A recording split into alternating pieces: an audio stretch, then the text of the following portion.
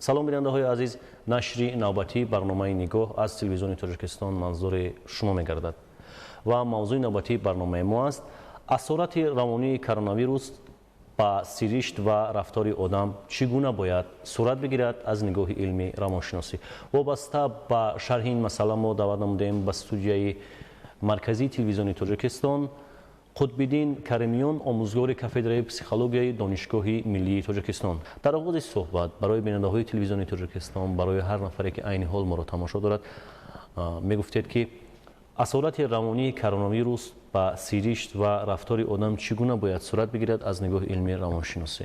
ба ин савол мо аз ду паҳлӯ назар карда метавонем. Аввал худи таъсири биологии ин воситаи бемориовар, яъне ки вирусе ки имрӯз COVID-19 номгузорӣ карда шудааст, худи вирус ба ҷисми одам таъсир гузошта истода, ба воситаи он ба равони одам низ таъсироти муайяне мерасонад. Хуб аз ҷониби дигар на худи вирус ёки гӯем ки микроорганизми бемориовар, балки сару садоҳое ки дар атрофи он паҳн шуданд ба сабаби изтироб, таҳлука ва тарси баъзеҳо гардиданд. Аз як ҷониб мо гуфта метавонем ки ҷисм ва равон ин ду мабдаи ба ҳам алоқаманди сиришти инсон ҳастанд ва як таъсироте ки ба як ҷанба расонида мешавад, ҳатман ба ҷанбаи дигар таъсири худро мегузорад ва аз қадимулайём мегуфтанд ки рӯҳи солим дар тани солим шакл мегирад. Хуб ин тасвия ёки ин шакли бастабандии ҷумла дар замони ҳозира аз назари илми муосир каме дигаргунаам ки бошад, ба ҳар ҳол мазмун боқӣ мемонад. Яъне вақте ки кадом як омили бемориовар ба ҷисми мо таъсир мерасонад, дар равоншиносии болинӣ мегӯянд аз рӯи принсипи соматопсихика, яъне таъсиррасониҳое ки ба ҷисм, ба сомаи одам расонида шудааст, ба бадани одам расонида шудааст, ҳатман дигаргунаҳоеро тағйиротеро дар олами равонии ӯ ба вуҷуд меоранд. Масалан, шахсоне ки шояд ба ин беморӣ гирифтор шуданд ва аллакай паси сар карданд, эҳсос мекунанд ки дар онҳо ҳасосият баланд шудааст. Ҳасосият ба равшанӣ, ҳасосият ба садои баланд, ҳасосият ба шояд ба таъм, маззаи хӯрок ва ҳасосият ба рангҳои баланд ва монанди инҳо. Ин албатта он асароте ҳаст ки гӯем ки ин фарогири коронавирус ба организми одам расонидааст. аз паҳлӯи дигар ки ба илми равоншиносӣ робитаи боз ҳам бештар дорад, яъне на худи микроорганизми бемориовар, балки сару садоҳое ки дар атрофи он паҳн шуданд ва ин албатта таъсири бештари худро гузоштааст ва мо имрӯзҳо мебинем албатта шахсонеро ки вобаста ба табиати худ, вобаста ба гӯем хислати худ, вобаста ба муҳите ки онҳо дар он ҷо зиндагӣ мекунанд ва вобаста ба он ахборе ки онҳо мешунаванд дар бораи ин ҳодиса, таъсироти гуногуни манфиро дар худ эҳсос мекунанд. Хуб масалан ба монанди изтироб, тарсҳо, вайроншавиҳои изтиробӣ дар шакли хуруҷҳои воҳимавӣ масалан.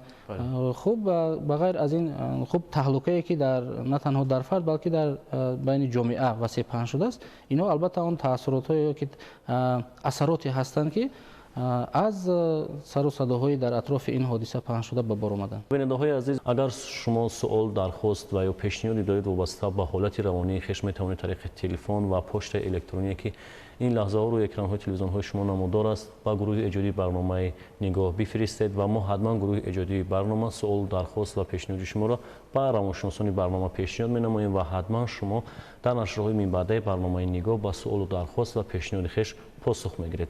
дар ин қисмати барнома назари шуморо ҳамчун равоншинос роҷеъ ба он мехостем фаҳмида бошем ки идея аз мардум аз он ки ба бемории коронавирус ё худ COVID-19 гирифтор мегарданд ба тарсу ҳаяҷон ва ваҳму воҳима дода шуданд. Аз нигоҳи илми равоншиносӣ тарсу ҳаяҷон ё худ ваҳму воҳима ба рӯҳияи инсон ё худ ба саломатии инсон чӣ нақш бозида метавонад? Хуб аз қадимулайём тарс ҳамчун яке аз омилҳои бемориовар дониста мешуд. имрӯз ҳам Созмони умумии ҷаҳонии тандурустӣ тарсро ба 10 гунаи омилҳои аввалини бемориовар дохил намудааст. албатта дар он ҷо тарс мафҳуми тарс истифода намешавад, балки дар он ҷо вайроншавиҳои психогенӣ мегӯянд, яъне вайроншавие ки зери таъсири омилҳои равонӣ ба вуҷуд омаданд ва тарс аз ҷумлаи онҳост. хуб ҳамин тавр тарс метавонад тарс, таҳлука, изтироб ва дигар зуҳуроти психикӣ ки дар алоқамандӣ бо тарс ва дар атрофи он ба вуҷуд меоянд, бо он ҳамҳудуд ҳастанд, аломатҳои монанд доранд. این گروه ظهورات میتوانند نه تنها در ساحه روانی آدم بلکه همچنین در ساحه جسمانی آدم سوماتیکی نیز تغییراتی را به وجود آورند. امروز شاید مردم بسیار مشاهده میکنند که وقتی که آنها با شکایت از سلامتی خویش به نزد طبیبان ساحوی مراجعت میکنند، بسیار وقت چنین می شود که هنگام تشخیص ها و طبابت ها معین می گردد که سبب آن با عامل های روانی عصبی علاقمندی دارد. میگن که سبب این بیماری های عصب است و این مفهوم سببش عصب است. این بسیار وقت ifade کننده آن است که آن عامل های روانی در اینجا نقش بازی میکنند، زیرا روان پسیخیکای ما این فونکسیای سیستم عصب است و در بین آنها علاقمندی البته وجود دارد.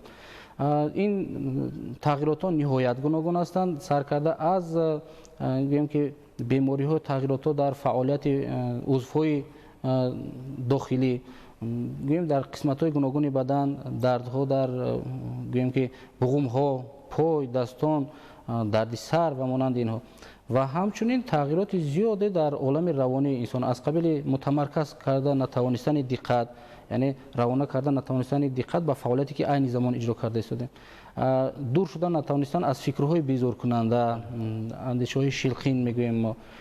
خوب مانند به این مثلا مشکلات در خاطره، مشکلات در نطق، مثلا مشکلات در فعالیت فکری و مانند اینها، یعنی دایره تغییرات هایی که در زیر تاثیر مثلا تهلکه یا که تاثیر شدید ترس با وجود میاد نهایت گوناگون و سرجنبه هستند. بله، واقعا هم اکثر طبیبان استراحتشناس بر آن نظرند که بیشتر نفرانی که با ترس و هیجان و تهلکه داده میشوند جهت استراحتیابی از بیماری استراحتی کرونا ویروس یا خود کووید 19 اگر در صورتی به بیماری کرونا ویروس یا خود کووید 19 گرفتار نگردند از جهت ترس و هیجان و تهلکه دادن و دیگر بیماری ها گرفتار میگردند، بخصوص به بیماری های خرابشوی معاینه عصب، زیرا ترس و هیجان و تهلکه میتواند سیستم عصبی انسان را تا جای خراب نماید و آن را تواند در بستر بیماری افتاند. در اینجا نظر شما را همچون روانشناس راجع به آن می‌خواستیم فهمیده باشیم که در شرایطی که بیماری استراحتی کرونا ویروس کل سکنان دنیا را به تشویش آورد و قسمت زیادی دولت‌های دنیا عین حال در آمادگی کرانتین شدید و کرانتین نرم قرار دارند و آنها بر این نظرند که در صورت پیش آمدن موج دوم کرونا ویروس خود کووید 19 کرانتین شدید و کرانتین نرم را نیز به راه مانند تا توانند پیش راه استراحتیابی شهروندان خویش را از این ویروس سرایتی در امین نگاه بدارند.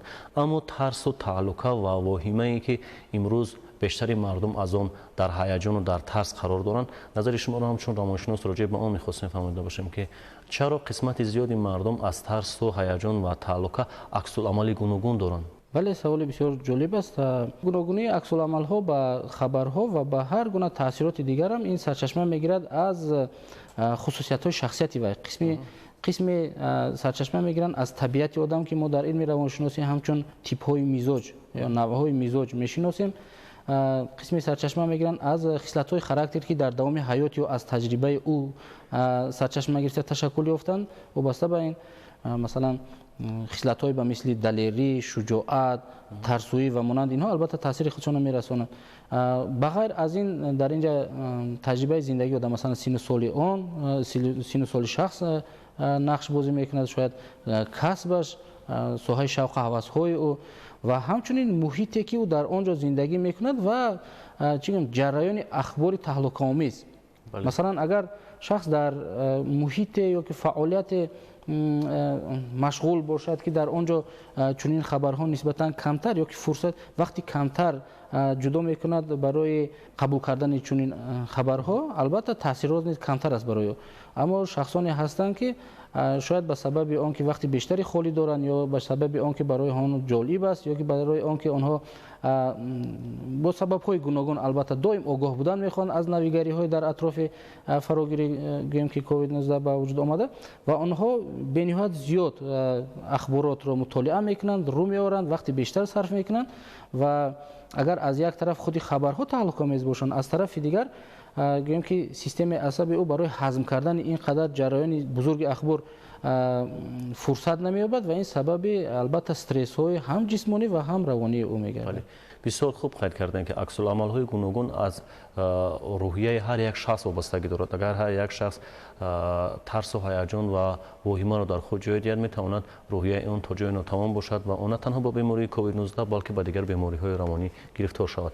بیننده‌های عزیز، شما برنامه نگاه را از تلویزیون تاجیکستان تماشا دارید. اگر شما سوال، درخواست یا پیشنهادی دارید میتوانید طریق رقم‌های تلفن و پشت الکترونیک این لحظه روی اکران‌های تلویزیون‌های شما نمودار است با گروه ایجادی برنامه نگاه بفرستید و ما حتما گروه ایجادی برنامه سوال و درخواست و پیشنهاد شما را با روانشناسان برنامه پیشنهاد می‌نماییم تا شما با سوال و درخواست و پیشنهاد خویش حتما پاسخ درست بگیرید. و در این قسمت برنامه نظر شما را همچون روانشناس راجع به آن می‌خواستیم فهمیده باشیم که بنابر سببی که رقم‌های تلفن و پشت الکترونی در نشرهای گذشته برنامه نگاه پیشنهاد شده بود و سوال و درخواست خیلی زیاد با عنوان برنامه پیشنهاد شدن و در اینجا با یک سوالی که از جانب بیننده‌های سرشمار تلویزیون تاجیکستان پیشنهاد شده است، آنها برای نظرند که بعد با بیماری کووید 19 گرفتار شدن و با کمک طبیبان خوشبختانه شفا یافتن، اما حسی ترس و هیجان ما را پیوسته دنبالگیر است. ما شبها هنگام خواب هر گونه سخن‌ها میگوییم، هنگام خواب بعضا عرق کنی ما رو که آزار میدهد و ما در بیشتر موارد یک حسی عصبانیت از صدای بلند، از بعضا رنگ‌ها، از بعضا صدای موسیقی گوشخراش، حسی عصبانیت ما رو آزار میدهد. در این سمت روانشناسان با ما چی توصیه میدن؟ بله، این عکس العمل طبیعی است. ما چون این حالت‌ها رو عکس العمل موافق با وضعیت ناموافق میگوییم. یعنی وقتی که آدم کدام یک مشکلات رو پسی سر کرده است، چی بگذار آن بیماری باشد، چی کدام یک ناکامی در فعالیت یا در زندگی، چیزی که نباشد، وقتی که آدم حالت بحرانی رو اثر گذرانده است، دوام مدت معین البته حسیات های ناراحت کننده، احساسات ناراحت کننده او را پیگیری میکنند و این عکس العمل طبیعی است. این معنای او را دارد که روان ما و جسم ما تحمل کرده ایستاده است، هضم کرده ایستاده است این حادثه اثر گذارنده شده. یعنی جسم و روان سالم چنین عکس عمل نشان میدهد و باید همچنین باشد. وقتی که آدم پس از حادثه آسیب‌آور یک بار تماما گویم که پورا برقرار میشه، چون حالت اولش که مشاهده نمیشه، ثانیاً اگر مشاهده شود پس درباره کدام یک دیسفونکسیا، یعنی نادرست فونکسیا اجرانمایی ارگانیسم یا پسیخیک گواهی میدهد. یعنی همین طور من پیش از همه با شهروندانی که چنین سوالات پیشنهاد کردن گفتنی هستم که از این به این چیز نظری از آن نقطه نظر مناسبت نمایند که به طور طبیعی باید چنین باشد یک مدت. البته خوب، اما این معنای او را ندارد که ما دست روی دست نشینیم انتظار شویم که کی چنین اثرات البته برطرف می شوند. خود شخصان، شهروندان می توانند مستقلانه به روی برطرف کردن آنها یا که کوتاه‌تر کردن مدتی برطرف شوی آنها کوشش انجام دهند. هجوم های واهمه، اضطراب و ترس عادتاً به آدم تنها بیشتر البته بیشتر ظهور میکنند. برای این هم البته آنها بگذار تنها نباشند، خب برای خود سرباری زیاد نسازند، زیرا خستگی روانی و جسمانی پس از بیماری البته دوام دارد. در این حالت برای همین کوشش کنند که کارهای یا فعالیت‌هایی که سنگین هستند هنوز انجام ندهند، برای مدت دیرتر واگذارند، با دستگیری دیگران اجرا کنند. یعنی سرباری هم روانی و هم جسمانی خود را تا اندازه کم کنند. از جانب دیگر در اینجا دستگیری اطرافیان، اعضای عائله، بله، برای خردسالان پدر و مادر آنها، برای کلانسالان البته مشغول شدن با کودکان خویش، دستگیری اطرافیان به نهایت مهم است. البته باید برای آنکه دستگیری انجام داده شود، دستگیری تاثیر بخش باشد، چون شخصان باید البته حالت خود را به طور ابجکتیو، به طوری که هست، یعنی بیان کرده، ابراز داشته توانند که آنها به چه قادر هستند، کدام حالت‌ها را اثر می‌گذارند و به چه قادر نیستند. واقعا هم اکثر طبیبان سرایت شناس و روانشناسان سطح بین‌المللی موفق‌ترین یا خود خوشبخت‌ترین شخص همان شخص را می‌سازند که در سمت حفظ سلامتی خود و پیوندان خویش پیوسته در اندیشه است و هر یک فرد ضرور است که بهر سالمی خود و پیوندان خویش پیوسته اندیشه سالم نماید و کوشش نماید که گین شخصی و جمعیتی را رعایت نماید. در این سمت باید به توسعه روانشناسان بیشتر توجه نماید و روحیه روح خود رو قوی نگاه بدارد و در زندگی همیشه خوشبخت و موفق خواهد شد. با یک صحبت صمیمی به شما اظهار سپاس و تشکر میکنیم. بیننده های عزیز، اگر شما سوال و درخواست دارید وابسته به حالت روانی خویش، می توانید طریق تلفن و پشت الکترونیکی که این لحظه ها روی اکران های تلویزیون های شما نمودار است و گروه ایجادی برنامه نگاه بفرستید و ما حتما گروه ایجادی برنامه نگاه سوال و درخواست و پیشنهاد شما رو به روانشناسان برنامه پیشنهاد می‌نماییم و شما حتما به سوال و درخواست و پیشنهاد خویش پاسخ میگیرید. در همینجا برنامه ما به انجام میرسد. برنامه‌های دیگری تلویزیونی تاجیکستان باشد ادامه دارد. برای که شما خوشبختی، سلامتی و بهترین خوشحالی زندگی را تمنا داریم. خود و نزدیکانتان را احتیاط نمایید تا نشرهای بعد. خیر.